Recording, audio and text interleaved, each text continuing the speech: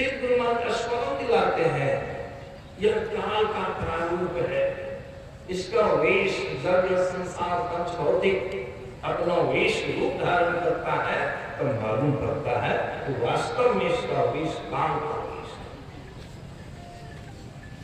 सुधी करो प्यारे हो आपन देश के, अपना भी देश आपका। कहाँ अपना देश है? जहां से आप आए हैं। आप आए हैं, शरीर में आए हैं, संसार में आए हैं। आप शरीर नहीं है, आप चेतन आत्मा हैं।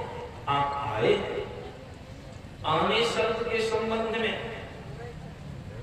गुरु महाराज की वाणी में भी, संत कबीर साहब की वाणी में भी, अक्सर संतों की वाणी में आया है, आप आए हैं।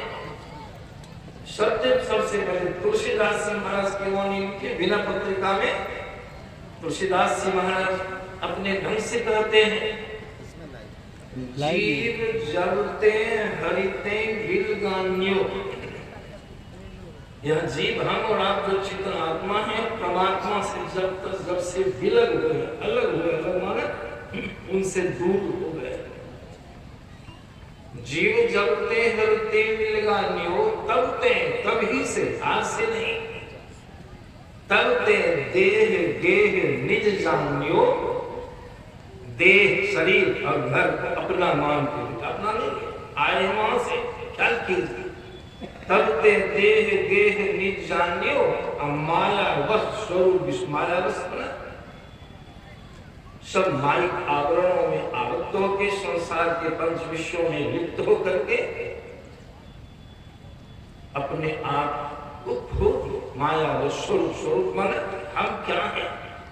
हम आत्मा हैं, जीवात्मा है, लेकिन अपने को क्या समझ में शरीर हमारा ज्ञान जो है सो भूल गए, और जो नहीं है अपने को समझ लिया।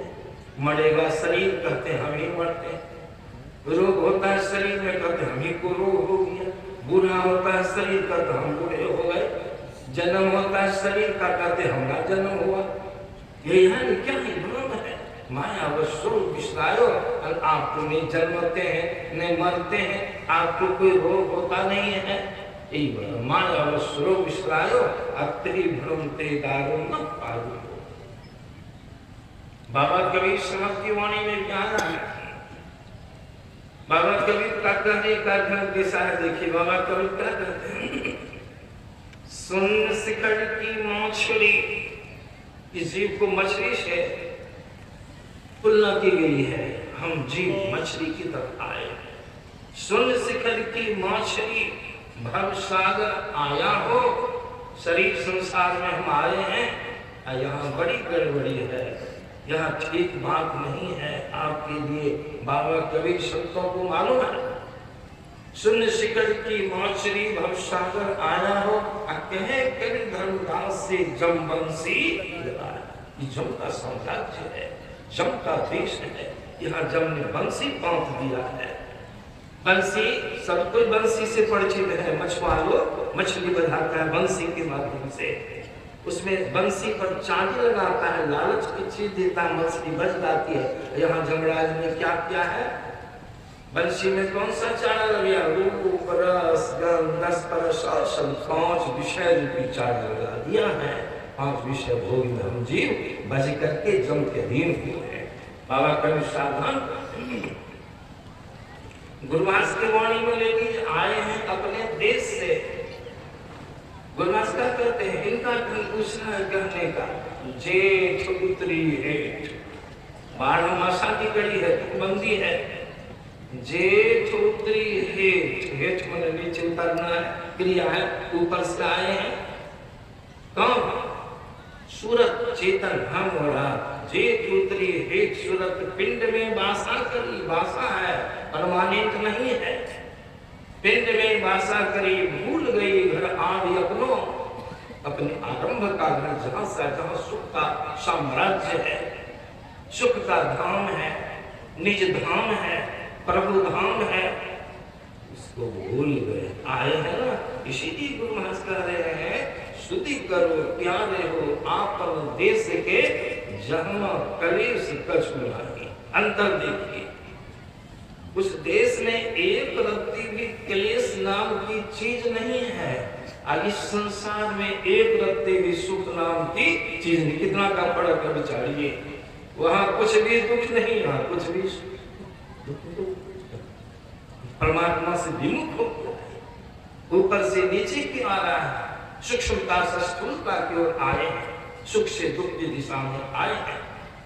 इसीलिए संत महात्मा यहाँ सुख नाम की चीज नहीं है।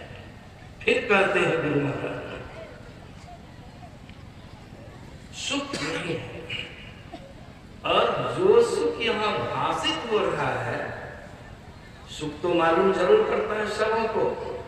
सुख जो मालूम पड़ रहा है वह 5 विषय का सुख है।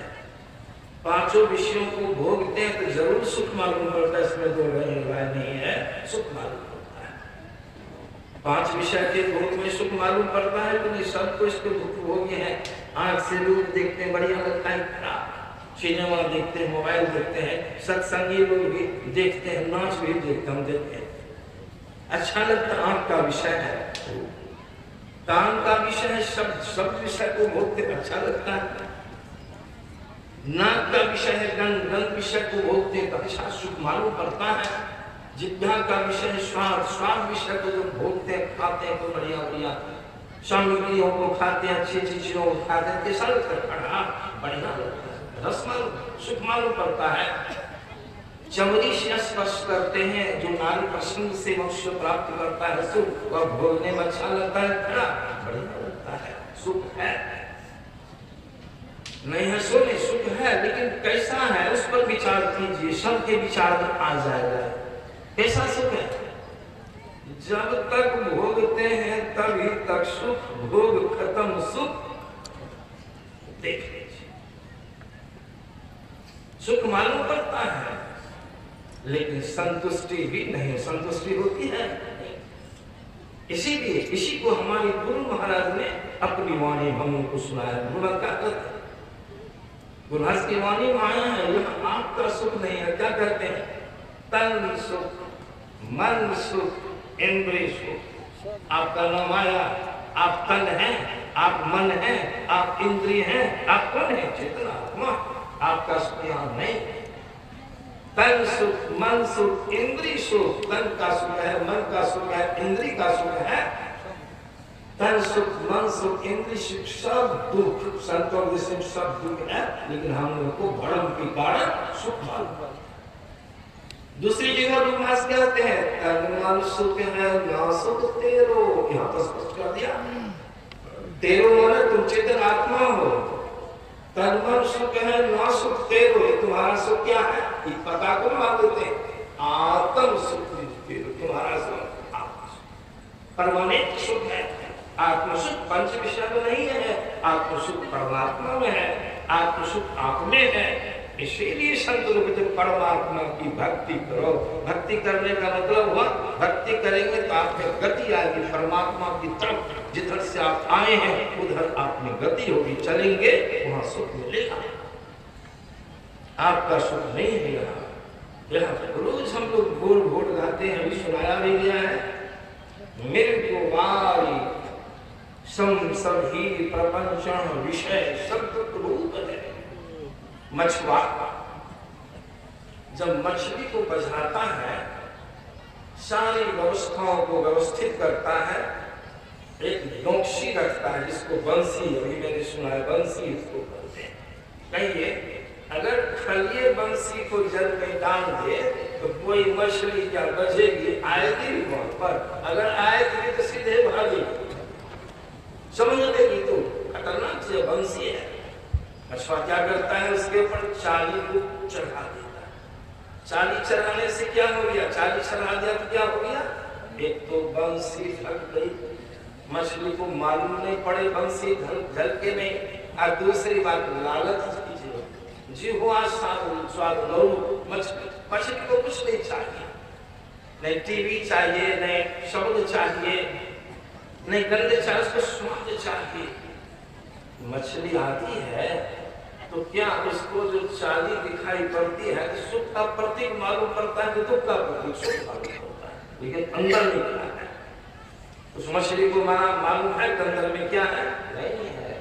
सिर्फ सुख देती है बात। इसीलिए संतों ने, हमारे गुरु महाराज ने यह भी दर्शा दिया, यह जो सुख मालूम पड़ता है एक तो संतोषदायक नहीं है, संतुष्टि नहीं है, उसके अंतराल में दुख भी मतलब दुख मिश्रित सुख है। यहाँ का सुख विषय का विजय लगाते हम लोग, वह स्व एकार मध्यस्व और योग विषय। जिस तरह से बंसी मछली के लिए चाली ढक्कन है, कमर है, उसी प्रकार हम मनुष्य के लिए या जो विषय में ऊपर से यह लगा है कि क्या है, आकर्षण है, लालच की चीज है। इसके आकर्षण में अंदर में जो विष है वह मालूम नहीं पड़ता है। योग को हटा दीजिए, क्या बचता है? विष। अभी यहाँ पर गेहूं आ जाए, विष अदसर आ जाए तो हम लोग खड़े रहेंगे? नहीं, बात करें। मालूम है कि विषय विषैला कसेगा तो जीवन लीला समाप्त हो जाएगा। हमने यहाँ त्योहार के हुआ था, आप लोग गए होंगे, एक सखड़ा सांप का बच्चा निकला था लाड़ बिछाने। उस साखर सांप का एक हाथ का बच्चा निकाल, लोग भयभीत हो गए, भगदड़ मच गई। देखिए, अब वही विषय अब वो बालक के सामने अगर चला जाए, अब वो बालक के सामने अगर चला जाए तब क्या दशा होगी? बालक क्या करे? उसके पास ज्ञान है, समझदारी है, उसकी सुंदरता को देख के इसको स्पर्श करेगा, छुएगा।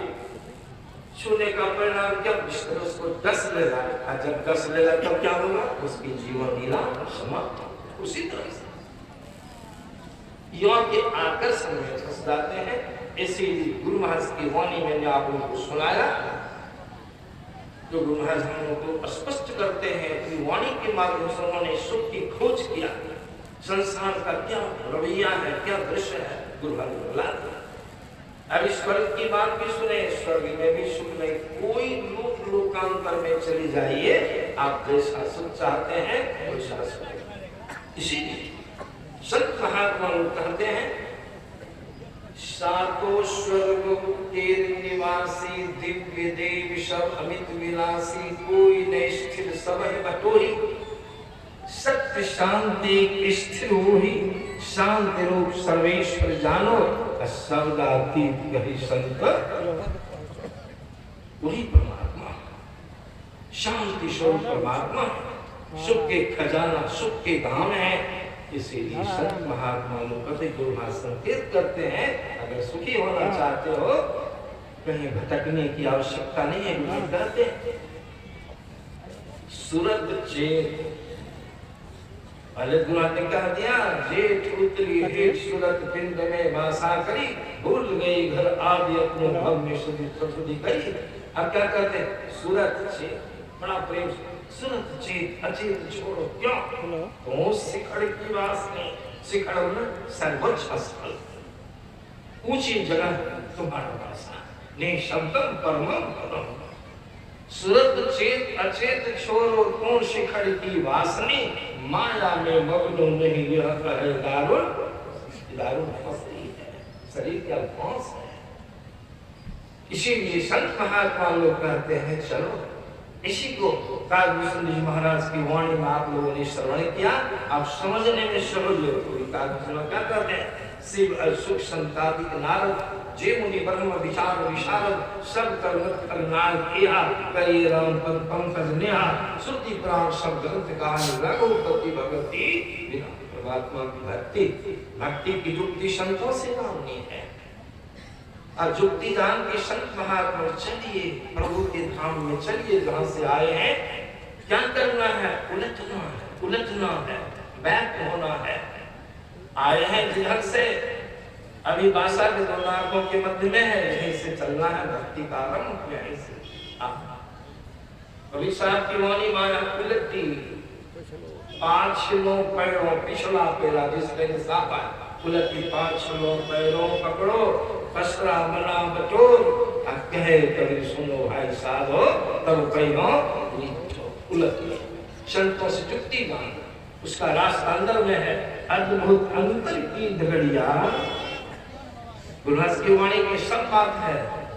अद्भुत अंतर की दगड़िया, जहाँ पर चलकर प्रभु मिलते, दाता सतगुरु धन्य धन्य जो राह लखा देते, चलत पंथ सुख भूत महादेव। उस रास्ते पर जब से चलना आरंभ करेंगे अंतर मार्ग पर दोनों आंखों के मध्य से रास्ता निकला। राह गई है बड़ी छीनी है साधु नैन नगर से, वहीं से आपको चलना है। इसीलिए कहते हैं संत महात्मा लोग उस रास्ते पर आप जब चलना शुरू कीजिएगा, जब ही से चलिएगा जब ध्यान के माध्यम से, जिस योग के माध्यम से सुख मिलना आरंभ हो। इसलिए उस पंक्ति में गुरु महाराज कहते हैं यहाँ सुख नहीं है।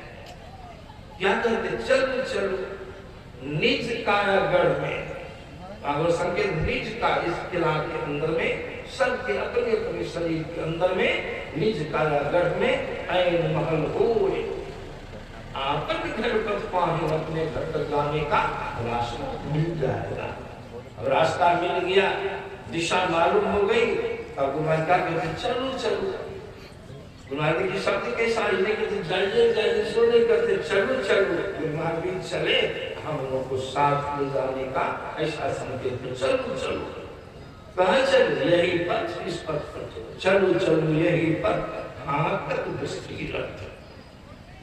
दृष्टियोग क्रिया के माध्यम से शिमटा के साधन से आपका गमन होगा, अंदर में गमन होगा, ऊंची ऊंचाई को चलने हैं, साधन आएगी, गति आएगी। अगर चलना शुरू करेंगे छूटना भी शुरू हो जाएगा। क्या छूटे? यह जो सोचे यह आए दारुण फांसनी संसार शरीर अष्टो सूक्ष्म कारण, और चलिएगा तो छूटिएगा। अंदर में आप चल रहे हैं, साधन विशेष के माध्यम से आप चल छूटेगा। पहले अंधकार प्रकाश अष्टो सूक्ष्म कारण, और इस तरह से संत महात्मा लोग कहते हैं यह रास्ता चलने का। संतों से जुक्ति जानिए, सत्संग कीजिए, पंचशील का पालन कीजिए, थोड़ी थोड़ी साधना कीजिए जो कि मानने। बस मैं विशेष नहीं कहूँगा।